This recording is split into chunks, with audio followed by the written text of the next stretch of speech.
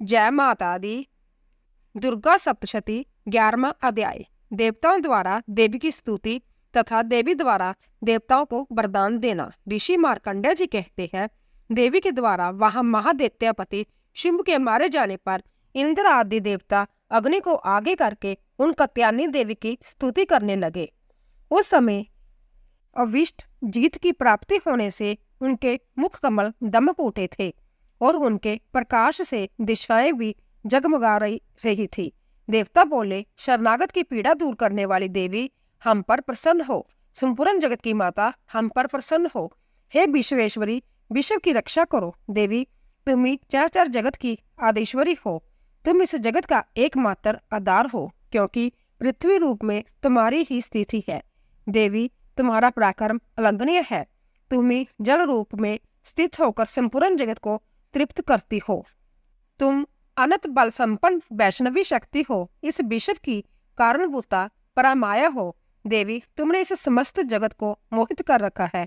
तुम ही प्रसन्न होने पर इस पृथ्वी पर मोक्ष की प्राप्ति कराती हो। देवी, संपूर्ण विद्याएं तुम्हारे ही भिन्न भिन्न स्वरूप है। जगत में जितनी स्त्रियां हैं वे सब तुम्हारी ही मूर्तियां हैं। हे जगदम्बे, एकमात्र तुमने ही इस विश्व को व्याप्त कर रखा है। तुम्हारी स्तुति क्या हो सकती है।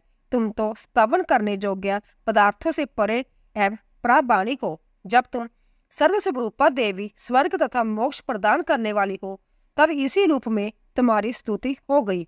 तुम्हारी स्तुति के लिए इससे अच्छी युक्तियां और क्या हो सकती है। बुद्धि रूप से सब लोगों के हृदय में विराजमान रहने वाली तथा स्वर्ग एवं मोक्ष प्रदान करने वाली हे नारायणी देवी, तुम्हें नमस्कार है।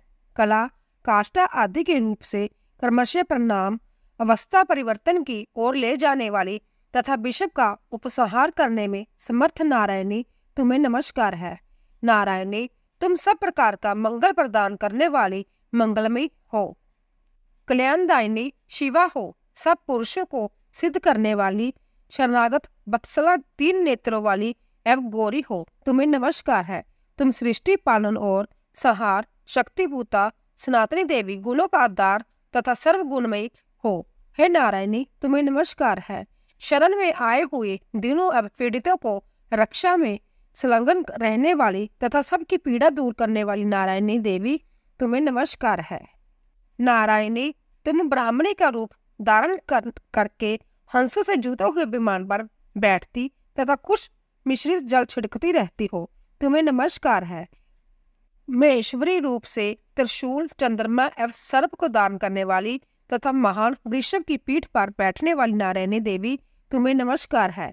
मोरों और मुर्गों से घिरी रहने वाली तथा मां शक्ति दान करने वाली कुमारी रूपधारिणी निष्पापे नारायणी, तुम्हें नमस्कार है। शंख, चक्र, गदा और धनुष रूप उत्तम आयुधों को दान करने वाली वैष्णवी शक्ति रूपा नारायणी, तुम प्रसन्न हो। तुम्हें नमस्कार है। हाथ में भयानक महाचक्र लिए और धरती को उठाए ब्राही रूप धारिणी कल्याणमयी नारायणी, तुम्हें नमस्कार है। भयंकर नरसिंह रूप में दैत्यों के वध के लिए अधोग करने वाली तथा त्रिभुवन की रक्षा में रहने वाली नारायणी, तुम्हें नमस्कार है। मस्तक पर किरीट और हाथ में महावज्र धारण करने वाली, सहस्र नेत्रों के कारण दिखाई देने वाली और बत्रासुर के प्राणों का उपहरण करने वाली इंद्र शक्ति रूपा नारायणी देवी, तुम्हें नमस्कार है। शिवदूती रूप से दैत्यों की महती सेना का संहार करने वाली, भयंकर रूप धारण तथा विकट गर्जना करने वाली नारायणी, तुम्हें नमस्कार है। दाढ़ों के कारण विकराल मुख वाली, मुंडमाला से विभूषित मुंडमर्दनी चामुंडा रूपा नारायणी, तुम्हें नमस्कार है।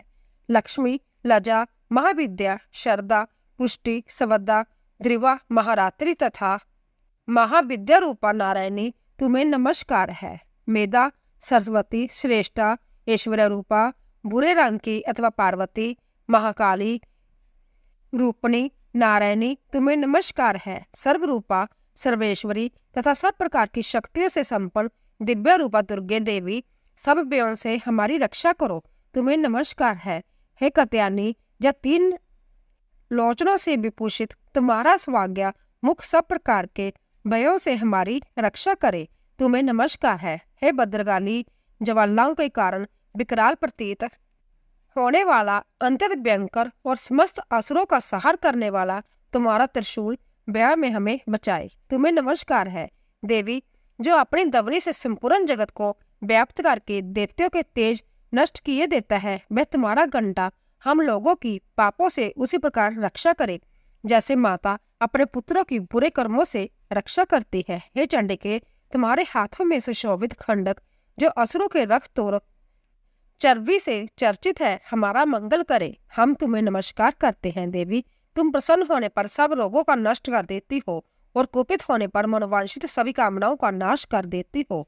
जो लोग तुम्हारी शरण में आते हैं उन पर विपत्ति तो आती ही नहीं, तुम्हारी शरण में गए हुए मनुष्य दूसरे के शरण देने वाले हो जाते हैं। देवी अंबिके, तुमने अपने स्वरूप को अनेक भागों में बांट करके नाना प्रकार के रूपों से जो इस समय इन धर्मद्रोही महादैत्य को संहार किया है, वह सब दूसरी कौन कर सकता है।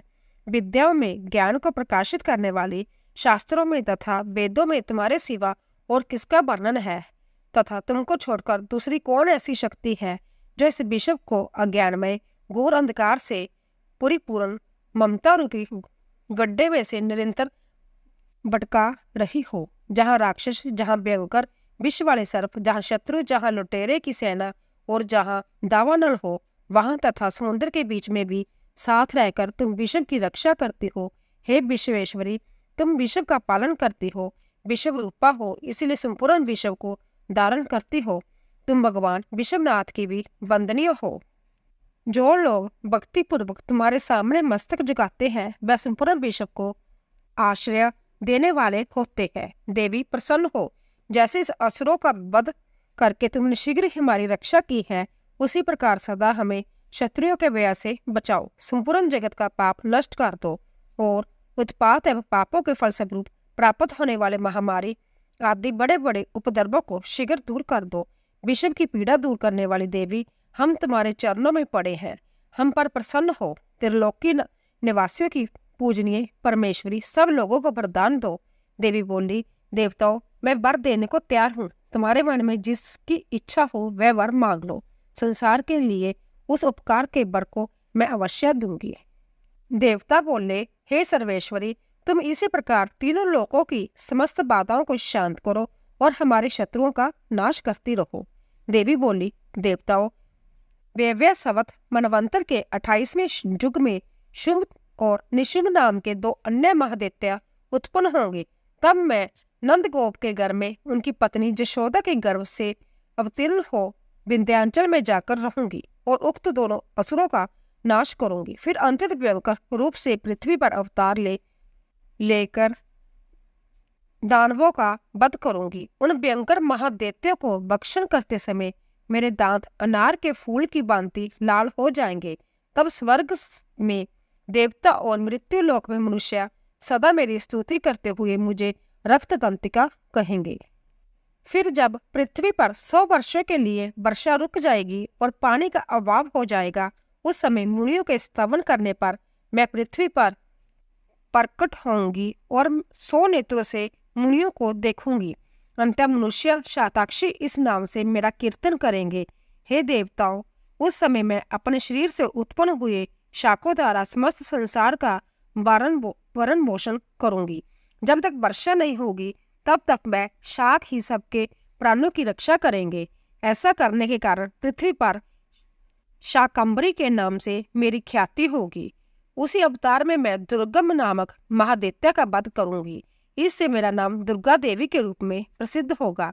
फिर मैं जब भीम रूप धारण करके मुनियों की रक्षा के लिए हिमालय पर रहने वाले राक्षसों का भक्षण करूंगी, उस समय सब मुनि भक्ति से नतमस्तक होकर मेरी स्तुति करेंगे।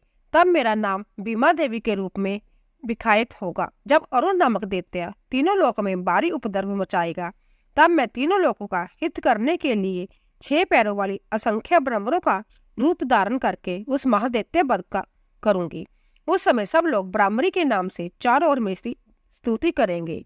इस प्रकार जब जब संसार में दानवी बाधा उपस्थित होगी, तब तब अवतार लेकर मैं शत्रुओं का संहार करूंगी। 11वां अध्याय पूरा हुआ।